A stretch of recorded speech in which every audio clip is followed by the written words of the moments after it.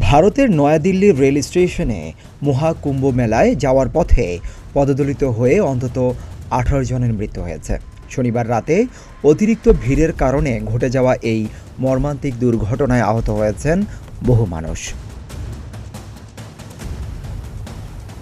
ভারতীয় গণমাধ্যম পিটিআই-এর বরাতে জানা গেছে, নিহতদের মধ্যে 11 জন নারী এবং 5 জন শিশু রয়েছেন।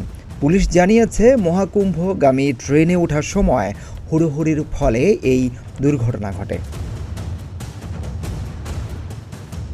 প্রত্যক্ষদর্শীদের মতে, মূলত 13 ও 14 নম্বর প্ল্যাটফর্ম থেকে স্পেশাল ট্রেন ছাড়ার ঘোষণা দেওয়া হলে যাত্রীদের ভিড় একসঙ্গে বেড়ে যায়। সবাই দ্রুত ট্রেনে উঠতে চাওয়ায় পরিস্থিতি নিয়ন্ত্রণের বাইরে চলে যায়। প্রচণ্ড ধাক্কাধাক্কির মধ্যে অনেকে পড়ে গিয়ে পদদলিত হন।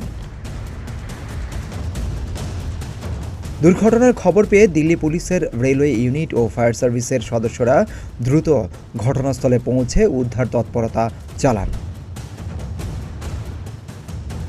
বর্তমানে পরিস্থিতি নিয়ন্ত্রণে থাকলেও অতিরিক্ত ভিড়ের কারণে মহাকুম্ভ মেলা উপলক্ষে রেল স্টেশনে যাত্রী ব্যবস্থাপনা আরও জোরদার করার আহ্বান জানানো হয়েছে। ডেস্ক রিপোর্ট, প্রতিদিনের বাংলাদেশ।